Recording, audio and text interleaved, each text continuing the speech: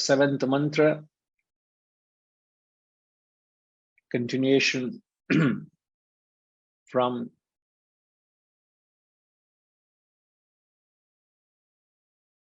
the sixth, referring to those who are performing the various sacrifices,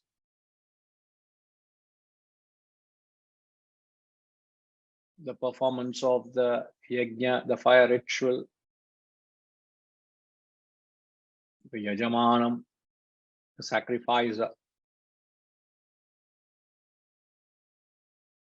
the brilliant oblations carry the sacrificer along the Suryasya Rashmayo, along the rays of the sun. They are led into the virtuous worlds of Brahmaloka. The sacrificial actions, again, the sacrificer and the sacrifices not just refers to the performance of the yajna, which is the fire ritual, but the oblations always, as we interpreted, are your offerings, are your sacrifices to the larger good. Whatever sacrifices you perform, whatever pain you endure to bring about the larger good, they accrue, they transport you to the virtuous world of Brahman. Now, from the seventh verse onwards, in the seventh verse, he said that these are the frail rafts.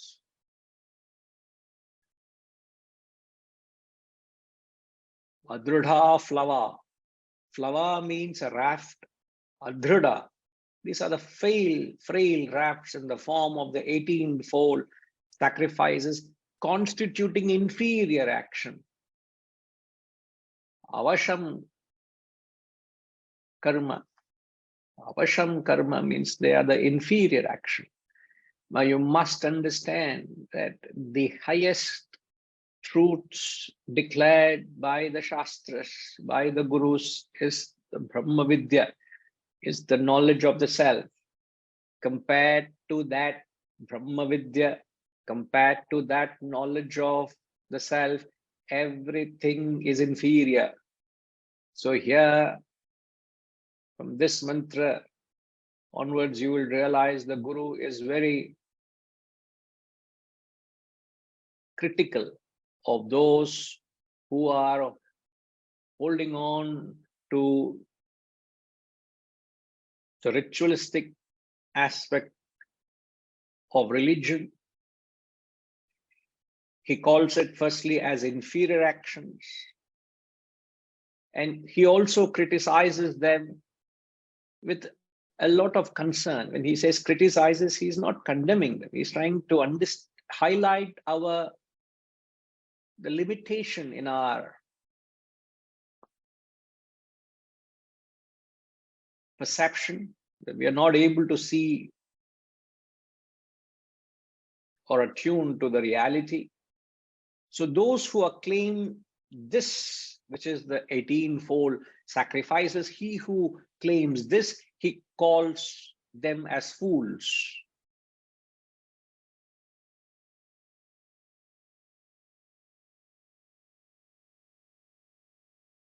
They who acclaim these rituals as the highest goals. It's interesting to listen to those who are involved heavily and who propagate this karma kanda. When you listen to them, they vehemently quote the Shastras, they vehemently uphold the Vedic declarations, and they justify what they are doing is the highest. It's interesting. And here are the Shastras, the highest of them, and they say those who consider themselves superior, they are fools. Because remember, every ritual is performed with a phalakama.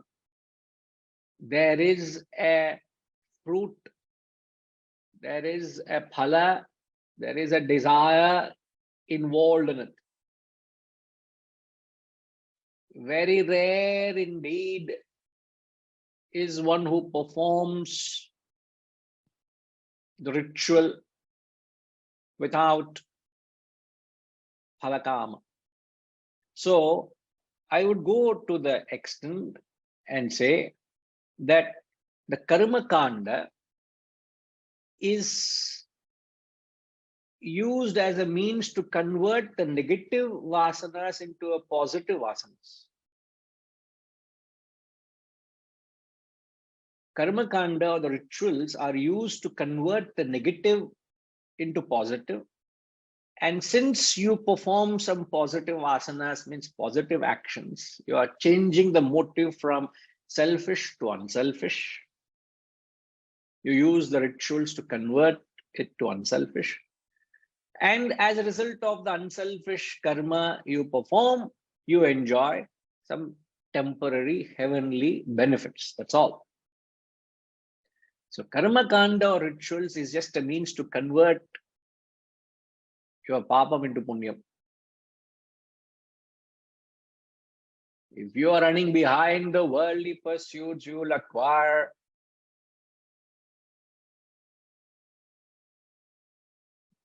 negative consequences. You can't run away from that.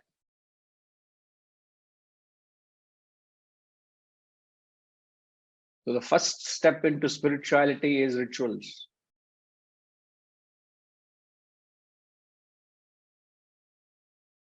And if you perform that, as these verses are going to highlight, in the 7th mantra he says, Yetat shreyo ebhinandanti modaha jaram mrityum te punarevapi yanti.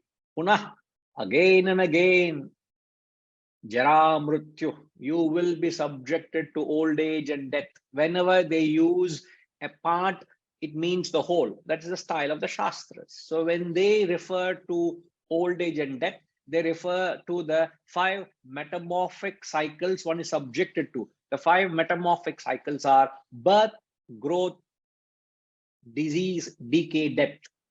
These are the changes that your body goes through. That means you are subjected to the cycle of old age and death. You are subjected to jara mrityu. And one thing that is common in all of them. What is the common thing in the 5 metamorphic changes? Right from birth to death. What is common?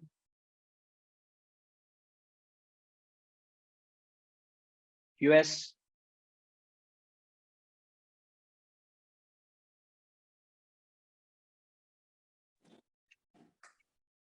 The self is the same.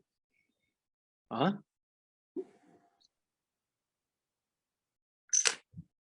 Can you repeat the question? I'm concerned whether you heard me correctly from the answer you gave.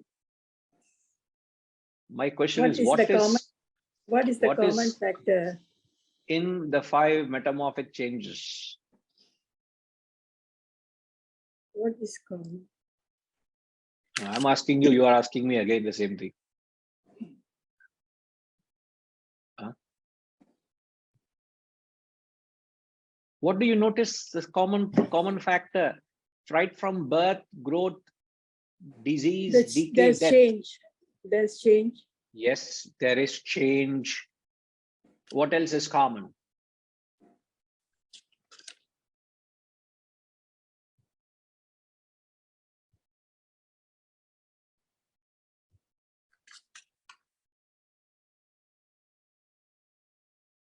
All right, Amitama, what is common? Hari Om Guruji. What is common is the focus on the body, just the body. The tension on the body. What else?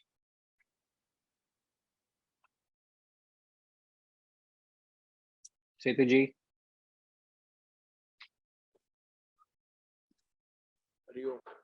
Impermanence. impermanence. Not wrong at all. All of you are right.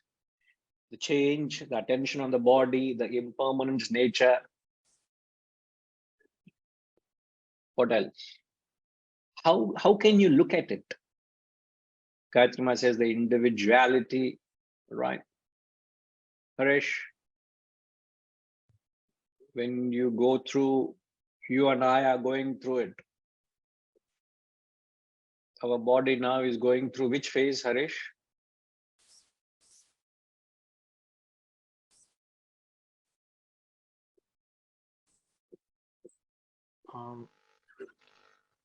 I'm not sure, Guruji.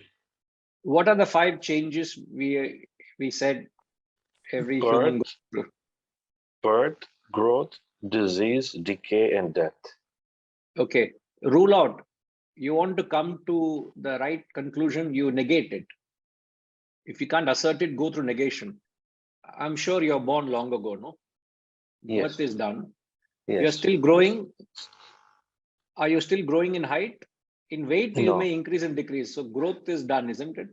Yes. Now, what else is left? Disease, decay, and death. Okay, death is a little while away. Disease and decay. So what phase we're going through is slowly there's disease all over coming. One by one starts appearing, isn't it? So there's a deterioration in the process happening. As you keep aging, there is disease.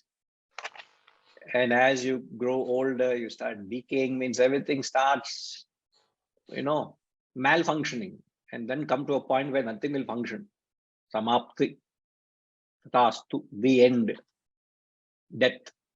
Now, irrespective of where you are, what is that which is perceived? You must look at it from that perspective. What is common? Okay. In fact, aging, Ramji says, destruction. Hariji is always in high frequency. He is only attuned to Brahman, Atman, nothing less than that. Setuji? Brahman. Yeah, you're also very, very close to, not close, right? You all are same level. Only person who has read my mind is Saumyama. One thing that is common in every phase, every change, not that you all are wrong, but there is pain and sorrow and suffering. Can you see every stage of your life as pain? Birth is a pain. Nobody comes out from the mother's womb smiling and laughing. It is such a pain. You cry, you have to adapt to the new world. It is so much demanding on you to become self-reliant. Till then, you have been dependent on your mother, provided everything for you. Even thereafter, you're dependent, but then you're struggling. So birth is pain, growth is torture. Every phase of your life, you have to learn something new, it's torture. You go to yoga class and your guru pushes you a little more, it's torture. There's growth, but it's pain. Every phase you have to shed your attachments. You have to let go of your ignorance and embrace higher knowledge is pain. Not to mention disease, decay, death. The actual death may not be pain when it happens, but the very thought of death, am I going to die? The very thought of it, for a moment, imagine yourself, you're going to die. What? It sends shivers down your spine. You can't accommodate a thought that you're going to die. The thought of death is going to, I don't know how to deal with that. So all these you will be subjected to. So those who are caught up in these mere sacrifices, these fools, who they think themselves to be higher, they pay a very high price. They only go to heavenly enjoyment, but they are brought back to this cycle. They are subjected to Jara Mrityukte Punah. Again and again, time and again, they are subjected to this cycle. If you have not got the point, the Guru makes sure till the 10th verse, he'll pound this until you start registering and taking some action. So please bear with both the Gurus, which is that the Guru of the text and someone who is trying to communicate. So don't be angry at me. Please bear with me. Eighth mantra. Because those who are attached to it will be cursing me. Those who are steeped in it will be vehemently opposing.